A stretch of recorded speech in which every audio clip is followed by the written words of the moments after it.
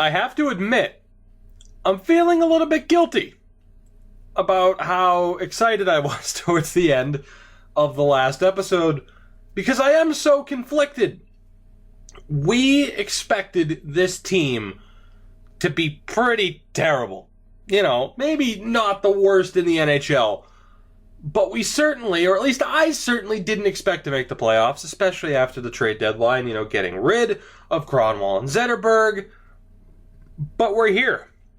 And what that means for the rebuild, what that means for the upcoming draft, and what prospect we end up with, I don't know. But what I do know is there's a strong chance we get knocked back down to reality, because we are taking on the 50-win New York Islanders. Now, I have made some lineup changes. Obviously, for the better part of the season, really all season, I was keeping people kind of in their proper player roles, but I'm going to branch out of that. Even though that worked and that got us here, now is the time for some of these players to really step up. Dylan Larkin's on the top line with Nielsen and Nyquist. He needs to step up. Tatar, Helm, and Mantha is the new second line. So whether or not Anthony Mantha can,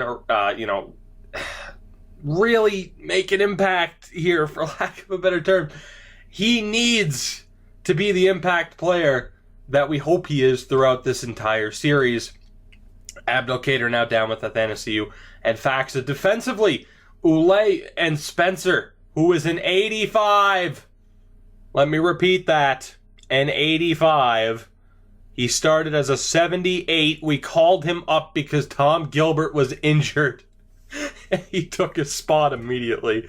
Eriksson and Jensen, now the new third pairing. Although, Ryan Sproul, also an 83. So that is an interesting situation where, we're going to have to get rid of somebody, more than likely at the draft. Whether or not we, try to get rid of DeKaiser, who we have free reign to get rid of, or if it's somebody like Eriksson, who has a no movement clause, so in that respect, we would use the randomizer.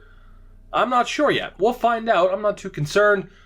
Mrazek, if he plays like he has all year, we have a chance, and that is the point. We at least made it this far.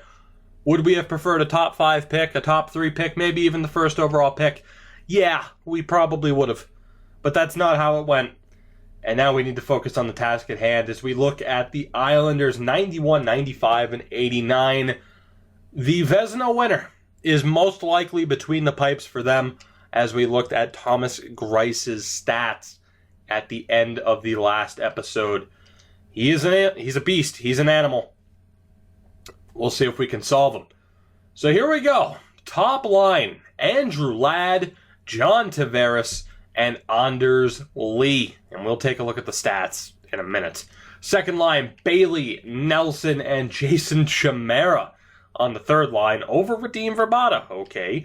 Strome, Cizikas, and Verbata is the third line. Fourth line, Kuhlman, Quine, and Clutterbuck. Who am I to argue with their line combinations? They won 50 games. We'll take a look at the defense. It is Leddy and Boychuk, DeHaan, Hamonic, Seidenberg, and Adam Pelech. The goaltender is Thomas Greiss. Scratched players, Matt Tennyson, Thomas Hickey is currently injured, Beauvillier, and Shane Prince also not in the lineup. So aside from the acquisition of Radim Verbata, they essentially have the same team that they started with. They haven't made any major changes. Of course, they got rid of Berube as well, but I'm not too surprised by that. We know John Tavares was up there in terms of scoring. We saw him when we were looking at the league-wide stats, but let's look through this really quickly. 67 points for Ladd, 58 for Lee, 54 for Verbata. It's a dangerous team. It is a dangerous team. A couple of disappointing point totals for them, I would say. Mainly Strome not breaking 40 points. They look to have been pretty much healthy all year long. This will be interesting. This will be interesting because as we have seen many times, and the main reason why I always say anything can happen once you're in the playoffs, is I do feel like the game plays out differently when you are in the sim. When you're doing this, what we're doing for the playoffs, as compared to just simming through the games on the calendar. I do feel like it plays out differently. We'll see if that's the case. The Islanders are heavy favorites, but let's see what happens here. First period of Game 1 at the worst arena for hockey in a very long time in the NHL. First period, I gotta take my shots at them where I can because they are going to wipe the floor with us. First period, I forgot to sort it, and it didn't matter anyway. Scoreless through 20 minutes. Second period, and there's the opening goal, Travis Hamonic. 1-0 Islanders, pretty much even in shots as we start this third period. Let's do this. Unable to solve Greiss. So far in this game, Anders Lee makes it 2-0. That might be enough. I'm gonna go out on a limb here and say that is probably enough. Thomas Greiss shuts the door. An empty netter for Pelech and a 3-0 shutout victory. 25 saves for the German. And the Islanders take Game 1 just like that. That is scary. That is scary, just like that. Just, hey, thanks for coming to our terrible arena. Now get the hell out. 3-0 loss. Now, we weren't exactly in the hottest of form either heading into the playoffs with, losses to Montreal, Ottawa, and Toronto. Oh, boy. All right, let's keep going. Game 2, still in Brooklyn. Can we steal away one of the wins and neutralize their home ice advantage? That would be nice. Not holding my breath for it, though. First period of Game 2. Scoreless again. Right. Second period, can we get the lead? And by the way, we haven't scored yet in 4 periods of play. We've scored now, though. Dylan Larkin and Anthony Mantha. It didn't hold up, though. Cal Clutterbuck on Coro. Okay, well, let's take a step back. The positives. Larkin and Mantha scored very quickly. The negatives. Clutterbuck and Tavares tied it. The biggest negative is where the hell's Mrazek? Oh, my God. Oh, if it's one of those short-term injuries just for one game, we have a chance. If he's hurt and he misses time, we're done. I have faith in Coro, but man, this... all right, third period, let's go. We are tied at 2. Mrazek is out for who knows how long. Kuhlman, 3 straight goals for the Islanders. We are in trouble. We solved Greiss in that second period. Brock Nelson makes it 4-2. Coro just... He can't shut the door for us. 4 unanswered, 5 unanswered. It wasn't even an empty netter. 5 unanswered goals for the New York Islanders. And the Red Wings fall down 2-0. 32 saves for Greiss. Moment of truth. Is Mrazek injured long term? Let's see. Yes, he is. He is out for about a week. Yeah, actually, he's out for exactly a week until April 21st. That's it. We're done. We are absolutely done. As I said, Coro's been all right. We'll call up Antti Niemi. But, yeah, we are pretty much screwed. This is going worse than I thought it would. To be honest, I thought we were going to have a slightly better chance than this. But, yeah, we are in trouble. Coro's going to have to start, although, yeah, that's not looking too good, as that might be the lowest save percentage I've ever seen. Holy shit. If Coro loses Game 3 for shits and giggles, we'll start Niemi in Game 4. We need to get Cal Heater in as the backup to Gahagen. I don't think the Grand Rapids Griffins are going to make the playoffs. And for the hell of it, I'm going to put Mantha on the top line. No, I'm not. I'm going to go Tatar, Nyquist, Larkin, Helm, Mantha. We'll shake that up a little bit.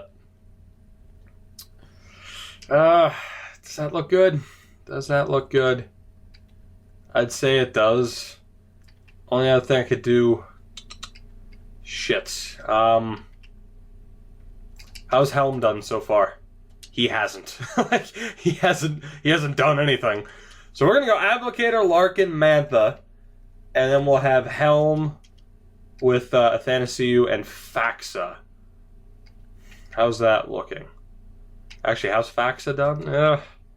You know what? Let's bump up Tom Wilson. These are the lines we are going to go with because we got nothing to lose at this point. Absolutely nothing. Oh boy. All right. Without Mrazek, as we head to Joe Louis Arena, the final playoff series. And you know what? I don't even think I uttered the... Yeah, and by the way, and there's your confirmation the Griffins didn't make it. I was so excited over just making the playoffs. I mean, obviously the streak is still alive. It's still ongoing. We made the playoffs. So that's cool at the very least. But Game 3 on home ice was it... I think I would have preferred the streak to die because we are getting shit on. Oh my god. Alright, with the line changes and Coro between the pipes. Game 3, first period. And it's Ryan Strome with the opening goal. Alright. Second period, can we turn it around? No, Ryan Strome gets another one. Third period, let's go. 2 goals for Strome thus far. Can we solve Grice? Is the question. If we fall down 3 games to none, it's over. Josh Bailey makes it 3-0. Oh, guys, we made the playoffs. We kept the streak alive. But at what cost? At what cost? Oh, no, another shutout for Grice. Oh, this is painful. This is painful. 24 saves. Strome, your first star with 2 goals. The streak is alive, but at what cost? The Islanders are 1 game away from sweeping the Wings clean out of the playoffs. Mrazek is not fully healthy. I'm going to take a look at Coro's save percentage. I'll probably start Niemi, as I joked about doing. But damn, man. I was hoping for better. Yeah, Coro is just not... One of my favorite phrases, Coro is just not cutting the mustard here. Antti Niemi, who would have seen this coming, will start a playoff game for the Detroit Red Wings. Go easy on them, Islanders. Go easy on them. Game 4. Let's roll. Normally I'd tinker around with the lines. Nothing's saving us from the inevitable here. This series is over. It's just a matter of when. Kind of hoping it's right now. First period of Game 4. And hey, that's a good start. Nyquist and Eriksson. We have a 2-0 lead. 2 goals on 7 shots. Maybe Grice. Maybe he expected this series to be over. We need our goaltending to stand strong, though. Second period. There you go. Yeah. Nick Leddy and John Tavares tie this game up. We're being outshot 29-13. Let's do this. We start the third period. Long power play for the Islanders. They're not able to do anything with it. We have a quick power play of our own. Nothing doing. They have a power play. Nothing doing. Halfway home. Still a tie game. Next goal will probably win Game 4 for their team. Who's it going to be? We're going to have to wait until overtime to find out. 43 shots to 20. Fairness. In fairness to Antti Niemi, he's keeping us in it.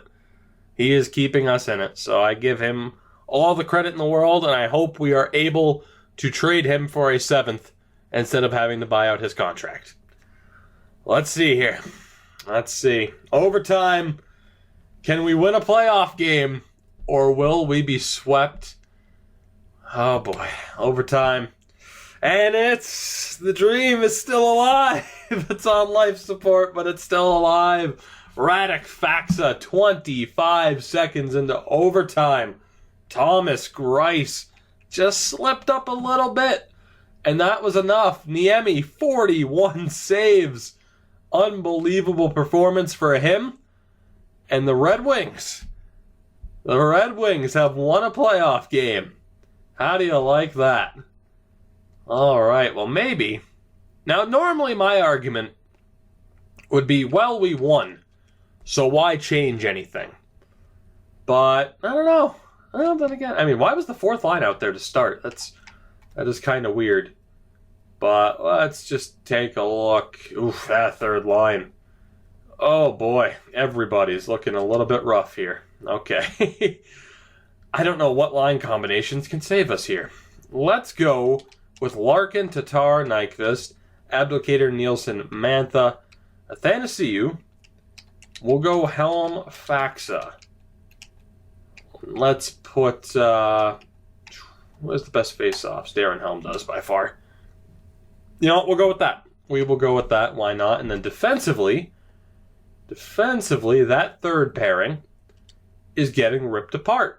Matt Spencer, by the way, down to an 83. So I could look at his actual overall, I know, through the whole progress support thing, but I'm just gonna sit here and pretend that he's actually about a 90 overall already.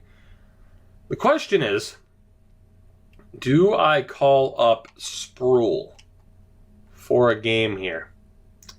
I don't think I do. Let's go. Game 5, back in Brooklyn. Let's do this. One game at a time, right? One game at a time. Oh boy. All right.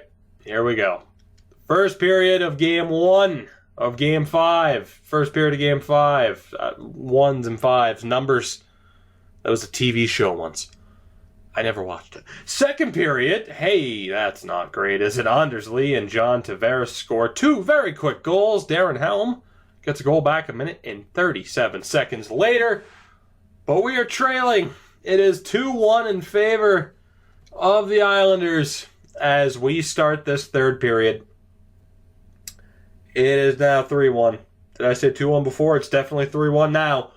John Tavares scores. Radim Verbata scores on the power play. John Tavares scores again. Put a fork in them. They are done. The spoked wheel has been stomped on.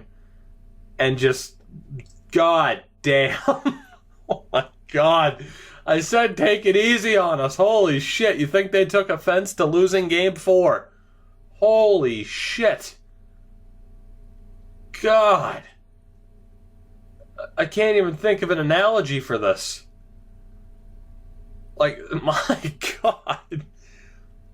The spoked wheel. It must have been a kid's bicycle. He just stomped it out after he fucking crashed and just tossed the bike in a dumpster. Left it for dead. Oh my god. John Tavares leads the way. A 5-point night. Same for Anders Lee. We put up a fight. But in the end, we were not in the same class as the New York Islanders.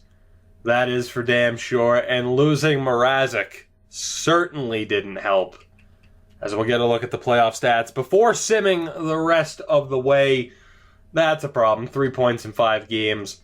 Not exactly ideal. And when you take a look here, Tom Wilson, nothing. Mike Green, nothing. Nothing from Abdelkader. Shahan, man, that was rough. That was rough to watch, but it's what we expected.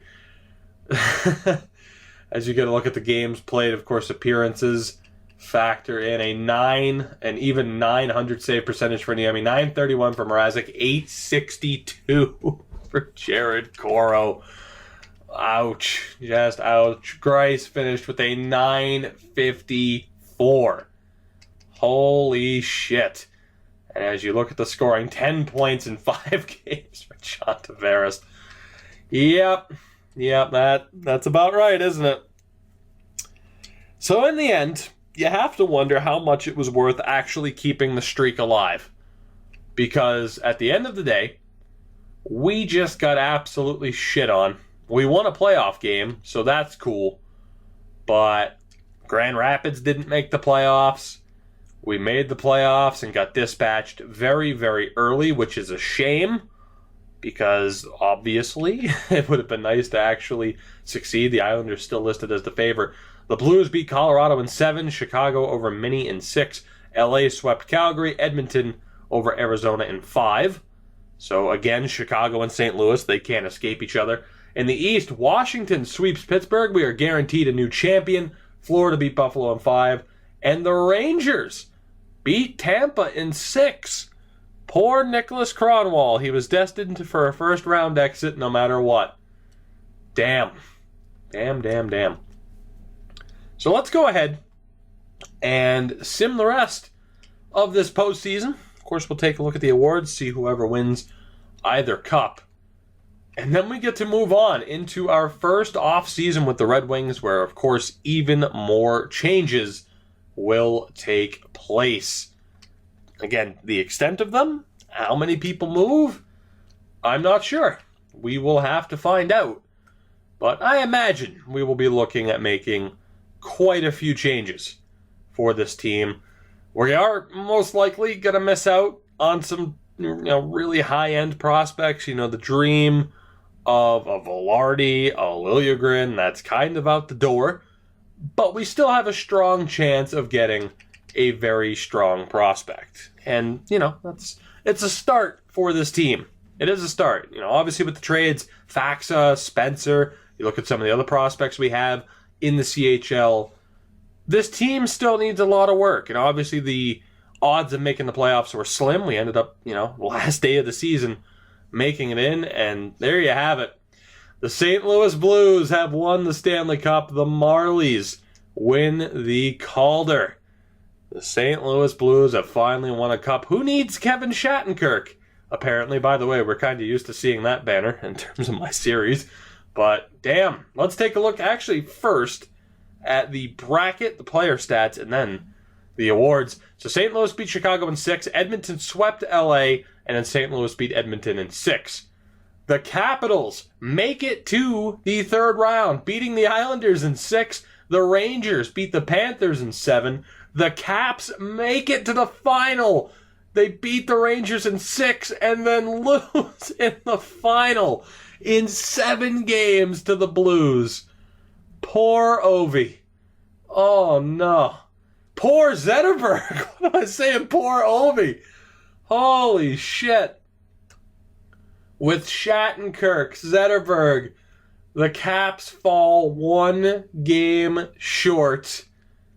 That is a heartbreaker. So obviously the Zetterberg deal helped them out. I wish it would have helped us out a little bit more than it did. But again, my mistake. The Marlies beat the Gulls in 7 games. Damn. St. Louis over Washington in 7 to win the Stanley Cup. Let's take a look at the... let's take a look first at the Cup-winning team, the St. Louis Blues. Holy shit. Keep in mind, this is postseason. 26 games in this postseason for the Blues. 30 points, 20 goals for Vladimir Tarasenko. That is unreal. Stastny has to be a line mate. Jaden Schwartz up there as well. No major changes. Their team is who you would have expected after the departure of Kevin Shattenkirk. They beat Kevin Shattenkirk in the final. That is crazy. Was it Jake Allen? Jake Allen was hurt. Oh my, did Carter Hutton just win the Stanley Cup for the Blues? A .906 percentage, a .939 for Carter Hutton. This game is crazy. Now I imagine Tarasenko led the way in terms of points and will be the Conn Smythe Trophy winner. Ovi had 24 points. Henrik Zetterberg, 24 points in 23 games. I tried so hard to send you to the winner. I was happy in a way that he went to Washington because we knew it would mean good things. So now I can't feel good about that trade at all because he never won the cup. He fell 1 game short. God damn it. I went from feeling so bad to being like, yeah, we're in the playoffs, and look at Matt Spencer, to seeing Henrik Zetterberg lose in Game 7 of the Stanley Cup Finals. Heartbreaking. Absolutely heartbreaking. I love that, by the way, the New York Islanders. Gotta love that. As we get a look at the player awards, Tarasenko won the Art Ross as well as the Hart. I still say Mrazek deserved the Hart, but okay. The Norris goes to OEL. All right, continuing the trend, I imagine, of top point getter as a defenseman. Lady Byng goes to Tarasenko. Austin Matthews wins the Calder. Tarasenko wins the Conn Smythe. Greiss, the Vezina. No surprise there. He also won the Jennings. The Masterton, the Morgan Riley. The Selke, the Kopitar. Tarasenko wins the Ted Lindsay. And the Rocket Richard. Vladimir Tarasenko, just dominating, sweeping everything. Unbelievable. Player awards, Teddy Bluger. Someone told me how to pronounce that. It's a weird name. Bluger. Bluger. Come on, of course he won that award too. Tanner Caro, I can pronounce that. Took home some hardware. Derek Pouliot was the Defenseman of the Year. Did we get any hardware, please? Nope, we didn't. I'm not too surprised, really. Not too surprised at all. I can't believe that Zetterberg made it to the final. Shattenkirk made it to the final. And they lost. That is brutal. Anyways, guys, as we end an episode on a pretty disappointing note, once again, the optimism will return in the next episode as we go through our first draft with the Detroit Red Wings. And again, an interesting situation coming up as we'll try to get a look here. You look at some of the guys that are not signed next year. The only one, tried to fight off that burp, didn't work. The only one, of course, we're going to look at re-signing out of this is Tatar. Everyone else can go, including Tom Gilbert, which, yeah. UFAs as well. There's a ton. Or RFAs, I should say. Athanasiou, Faxa, Ulay. Yeah, we have some work to do in this offseason. And, of course, the excitement of free agency. You never know who's going to be available. Could see some big players hit the market from the likes of Washington and Tampa, as they'll have their own cap crunch to deal with. Guys, that is it for this one. As always, thank you so much for watching. Feel free to support the video, the channel, or me in any way you deem necessary. Any support is, of course, greatly appreciated. I will see you guys in the next episode where we get back on the right track with our first draft at the helm of the Detroit Red Wings, rebuilding Hockey Town. That truly begins in the next episode. I'll see you guys then.